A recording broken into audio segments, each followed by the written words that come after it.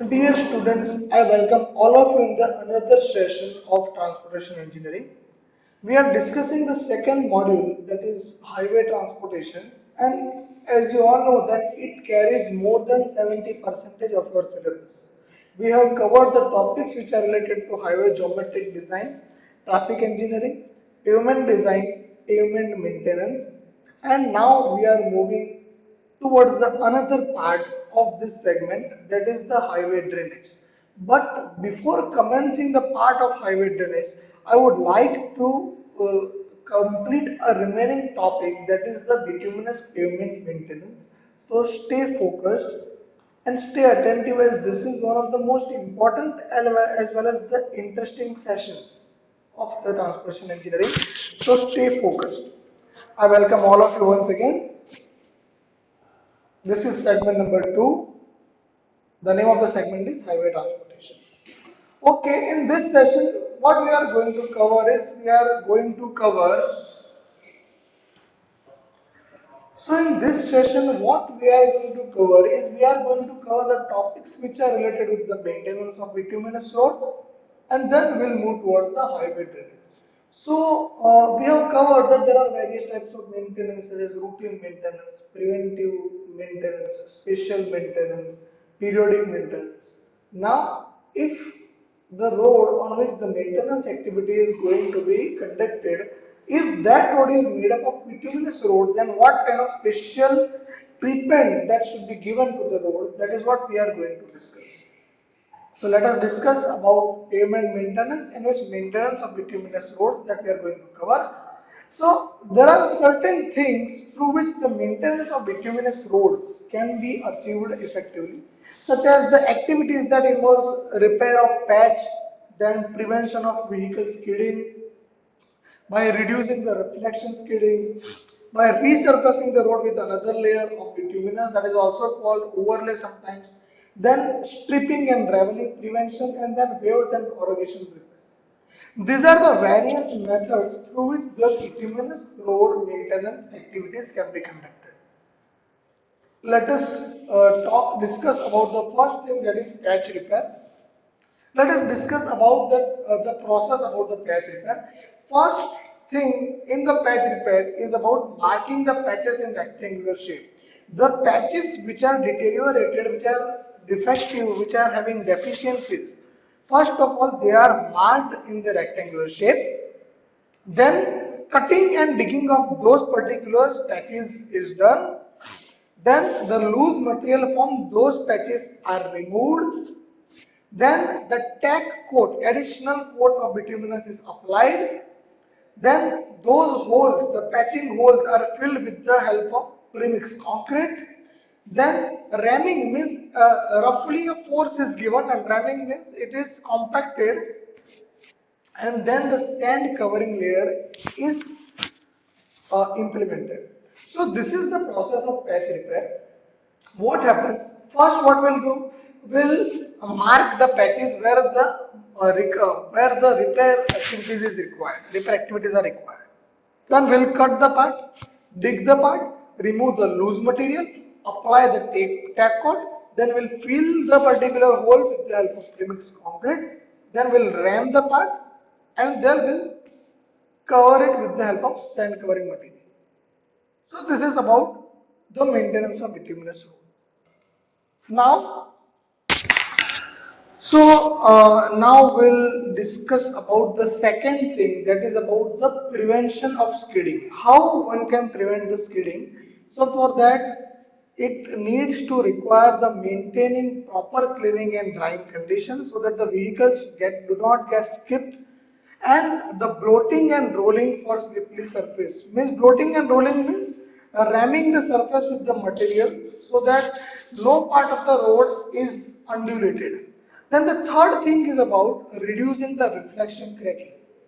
It can be reduced with the help of heavy rolling, with the use of additives such as rubber and other pneumatic rubber, with the help of bond breakers between concrete and asphalt layers, and with the help of wire mesh reinforcement in asphaltic concrete. Then the another part is about stripping and raveling prevention. Now, what does it mean by stripping and raveling? So stripping means separation of asphalt from the aggregate particles. See, whenever the bituminous road is constructed, bituminous particular material is always mixed with the aggregate particles.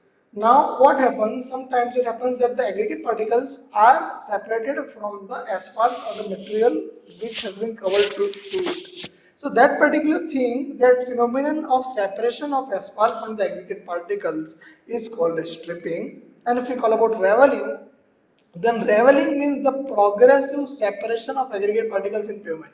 Means at the first day few aggregate particles are separated, then the next day more particles are separated, then another day another particles are segregated.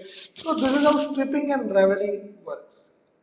Now, the fifth is about waves and corrugation repairs.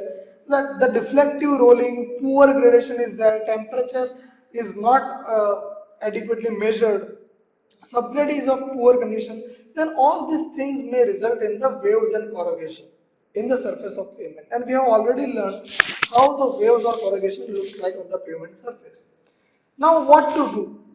So we can provide one layer extra on the surface of the road, such as that is called as overlay. Then we can provide a suitable drainage system, surface drainage system or subsurface drainage system. We'll discuss about fault drainage system in the next session, in the upcoming slides. Then proper compaction can also reduce the chances of bituminous pavement or bituminous road deterioration. And if very high plastic expansive clay is there, then the soil stabilization can also reduce the chances of deterioration of the road. So this is what we can do. Now we'll discuss about the parts of highway drainage. So now we'll discuss about the importance or purpose of highway drainage, and then we'll discuss about the why it is required to provide the drainage. So first is that when the raining season is there, certain part of rainwater flows on the surface, and certain part, what happens, it gets percolated through the soil mass, and it travels through the soil mass until it reaches the groundwater table. So the removal and diversion of surface water from the roadway is called as surface drainage, and the removal and diversion of water below the surface from the subgrade is termed as subsurface drainage. This is the definition of surface drainage and subsurface drainage. Now let us discuss about the importance of drainage. If the drainage is provided adequately, then it can prevent the stability issues, it can prevent the reduction of strength, it can prevent the failure of pavements, because what ultimately happens is the water will not get percolated in the subgrade and it will not get mixed with the soil mass, and ultimately the expansion of the soil of the subgrade will be restricted, and ultimately the pavement strength will be there. It will prevent the undulation and waves in the flexible pavement, and if we talk about rigid pavement, then it will reduce the chances of mud pumping. We have learnt in the previous session, that mud pumping means when the soil slurry ejects out of the surface, and it ultimately it creates the cracks on the surface of the rigid pavement, that is called as mud pumping. And the proper adequate highway drainage can also prevent the reduction of shoulder strength also. So these are the importance of drainage. Now we'll discuss about the requirements of good drainage. That in order to provide good drainage, what are the requirements? What should be there? Sufficient camber should be there. Minimum 60 centimeter high flood level distance should be there. Side drain should be provided. Water table. Water table means what? The highest level of groundwater table should be kept below the level of subgrade, preferably at least 1.2 meter. Means if this is the water table and if this is the subgrade level, then there should be minimum 1.2 meter distance between them, so that there are no chances of getting mixed with each other. Then there should be intercepting drains.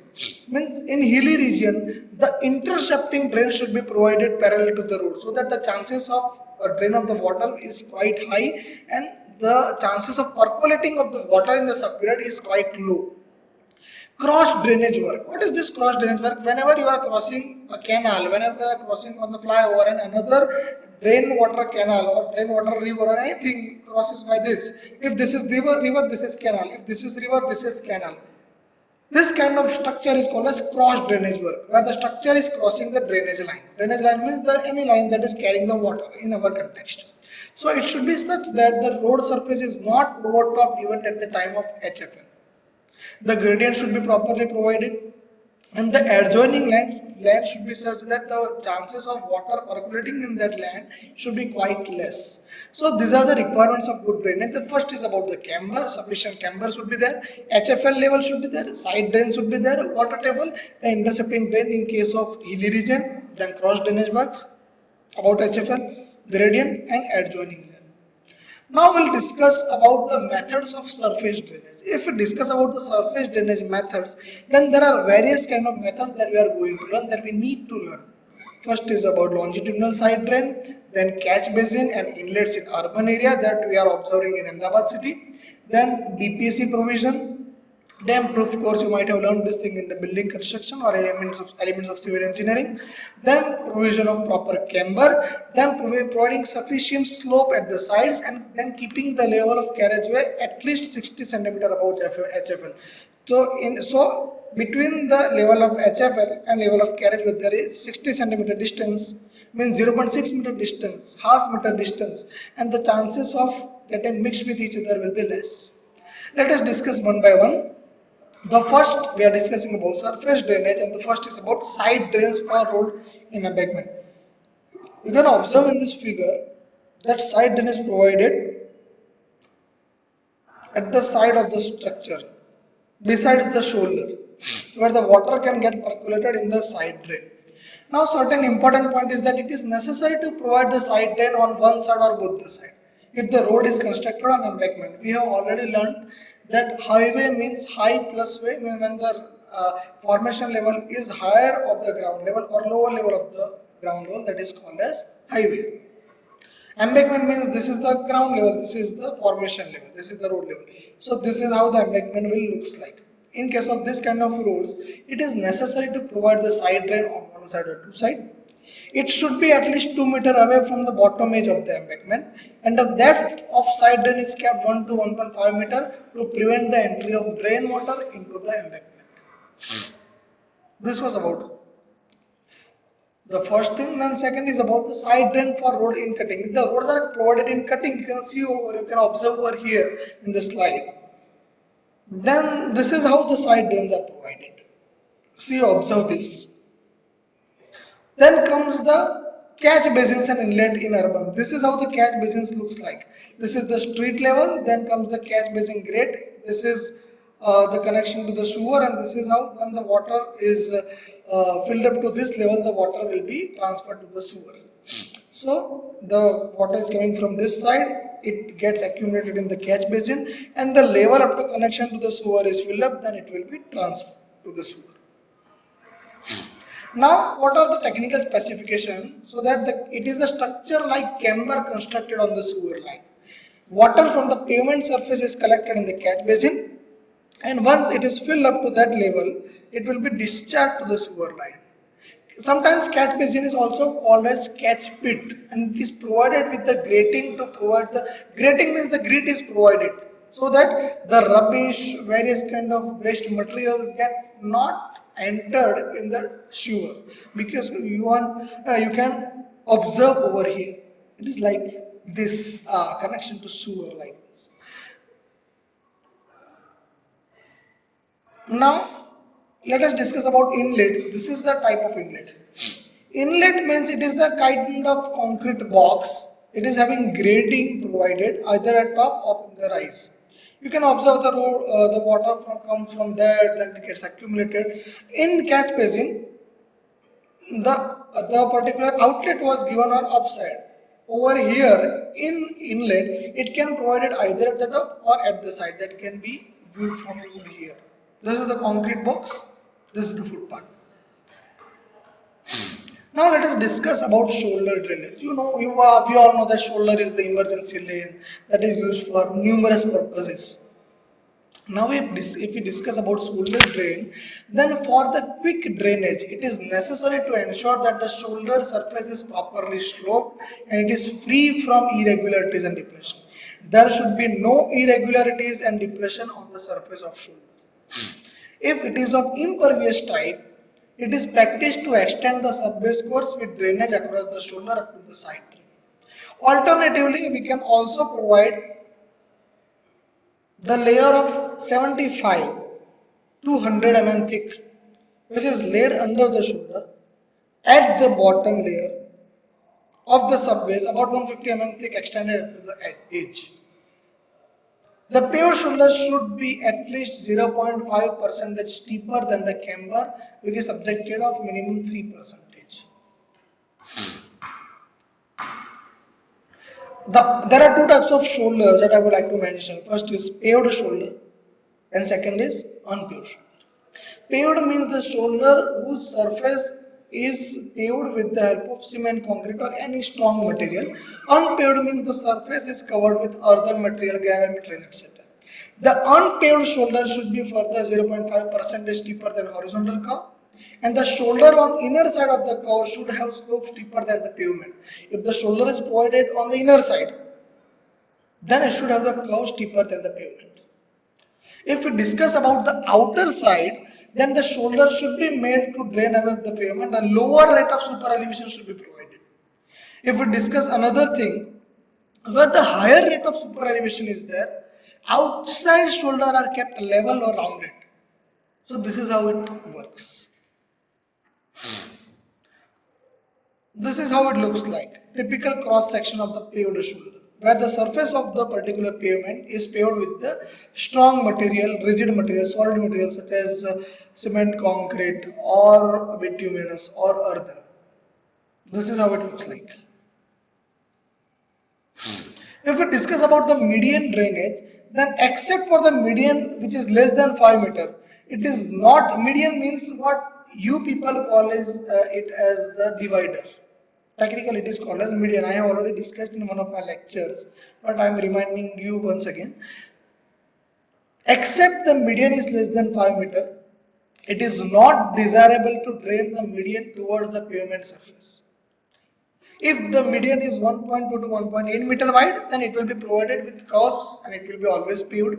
If it is of 1.8 to 5 meter wide, it is stopped and it is provided crown, means the surface is like this, so that the surface water could run towards the pavement, maybe with or without curves. Median, which is wider than 5 meters, may have curves or not curves. If the carriageway slopes towards the median, then the central drain may be made to carry the runoff. These are not the important details. The important details I have already pulled out. Now, if we discuss about subsurface drainage, then it means the removal or diversion of excess soil water from the subgrade. The process of removing the water from the subgrade, which is the lowest layer in the pavement, is called as subsurface. Subgrade, subsurface drainage.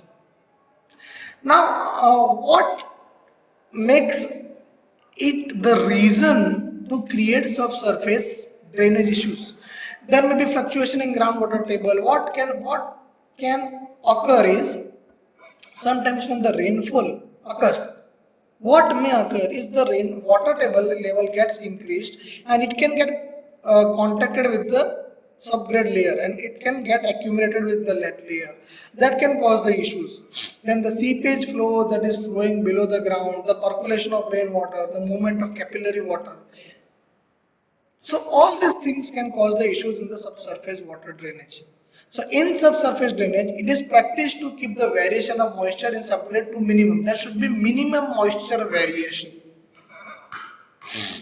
When to provide the subsurface drainage? When the road is in cutting, when the water is seeping from the sides, when the road is near to the foot or hill and it is likely to be damaged by the water, when the water rises up to subgrade by the capillary action, when the subgrade soil is affected by the drain passing near the road. So these are the reasons where we need to provide the subsurface drainage.